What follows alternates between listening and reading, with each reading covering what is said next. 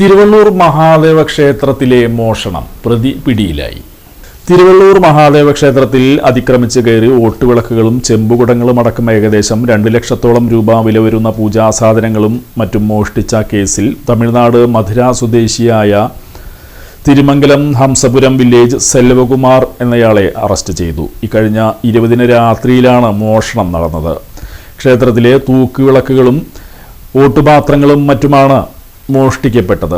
മോഷണം നടക്കുന്നതിന് തലേദിവസം കാലിന് സ്വാധീനക്കുറവുള്ളതും ക്ഷേത്രത്തിൽ സ്ഥിരമായി വരാത്തതുമായ ഒരാൾ സംശയാസ്പദമായ സാഹചര്യത്തിൽ ക്ഷേത്രത്തിൽ വന്നുപോയതായി സാക്ഷിമൊഴി ലഭിച്ചിരുന്നു. ഈ നിർണായക വിവരത്തിന്റെ അടിസ്ഥാനത്തിൽ നടത്തിയ അന്വേഷണത്തിനൊടുവിലാണ് പ്രതി പിടിയിലായത്.